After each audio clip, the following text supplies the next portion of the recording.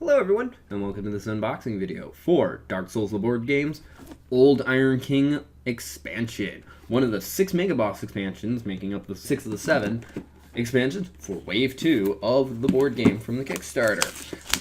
Like majority of the Mega Bosses, I did not originally order this. I only originally ordered Black Dragon Calendar, but I added this on later when they added them back to the Pledge Manager at the discounted price that they were for the Kickstarter itself. So this is not a separate top kind of box like a lot of board game boxes. It's a nice flip top, so you don't have to deal with a vacuum, which you do with the core game already, like to begin with. So first off, we've got a new booklet, which is, if any like the others, it's just an instruction manual with some lore stuff in it, and also a campaign. Ooh, custom game elements. But yeah, there's stuff in there, like not just here's how to fight the boss. Ooh, that didn't feel good. This is already starting to fray off the cardboard itself because it's a printed on basically giant sticker. But it's a new board, which all the Mega Bosses come with. 2 of them were at this size as well, the 4x4 instead of the 2x2 instead of the 2x3s with the more awkward size. But it's double-sided. This one looks different than what you fought him in, but it's still in the same environment kind of thing. And this one looks more like the actual thing you fought him in. No, there is no fucking hole. Fuck that hole. And not in a pleasant way. For anybody who's played Dark Souls 2 and fought this boss, you know what I'm talking about, even if you haven't fallen in it. Because it's hard to miss. Then we've got the dial, only thing on the punch-outs. Second one of the Mega Bosses to be just that for the punch-outs. And then we've got cards. So, standard size cards to begin with. So what they did with all of the Wave 2 expansions is there are a bunch of cards that come in, or, ooh, that's not good. I am missing 2 cards. So I was going to say, there are cards in various languages. Any card with full detailed text on it, not counting the name, came in 4 other languages. I only have 3 here, and one of them is in English. Unfortunately, I don't know any other language. I have enough trouble with English as is. Regardless, continuing. We then have a bunch of data cards. Then some blast nodes, which I don't know if these are actually data cards that you put in the deck, or if they're just things that just happen. Like the 2 of the other ones have breath zones, and then we have 4 spawn cards of standard size cards instead of the mini cards, because you're doing it with a much larger map and spawning a lot more things. We also have new mini cards. You're definitely gonna have to contact them about that, but well, it happens. They usually get around to fixing it. I'll just look up the English version for the time being. At least it wasn't, oh hey, we did this with a lot of them. Question is, if there's text versions of these, did they give me the Nope, they sort of did, yeah. Interesting, or no.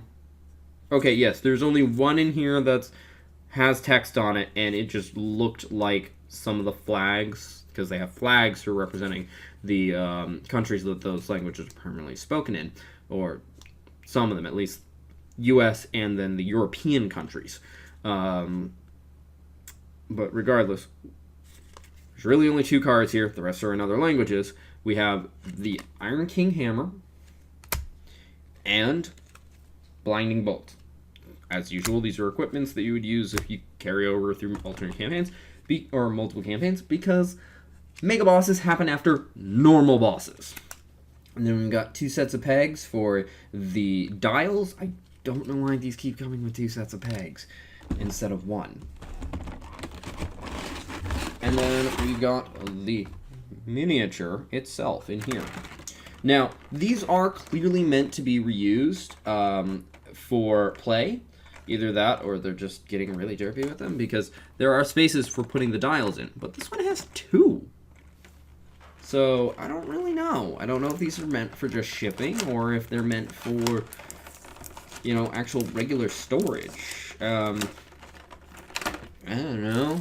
If I don't use these boxes for storage, I don't know what I'm actually going to do with them.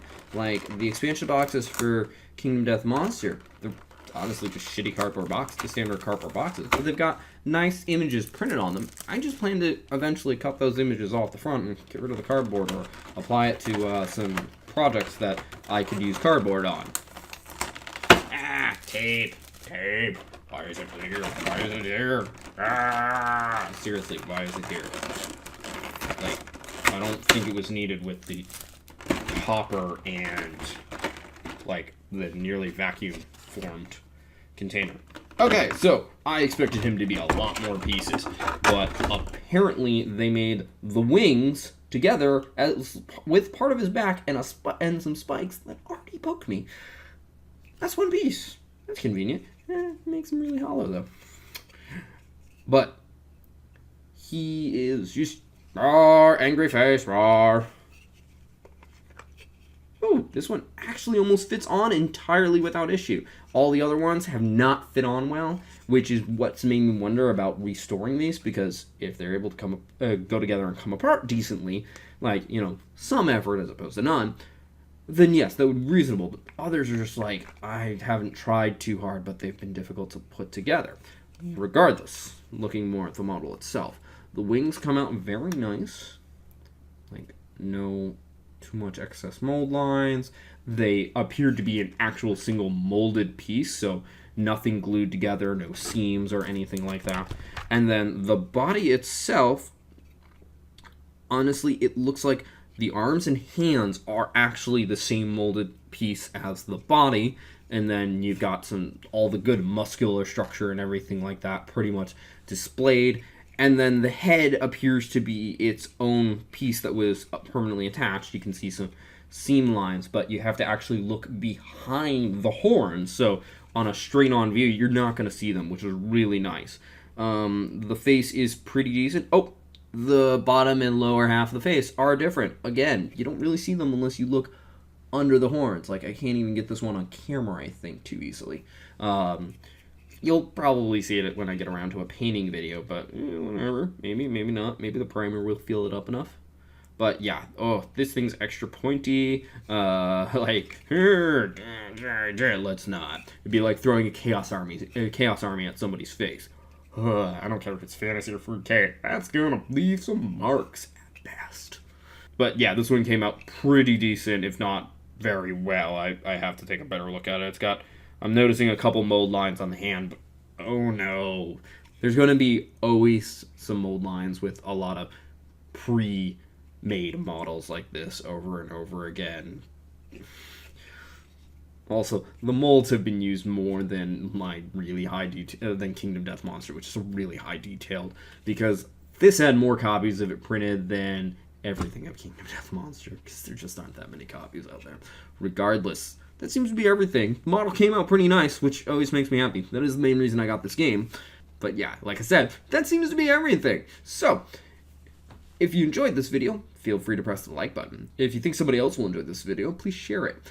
Either way, help the video get seen more. If you didn't like this video, go ahead and press the dislike button. I won't mind, but please leave a constructive comment as to why. Also, feel free to comment in general.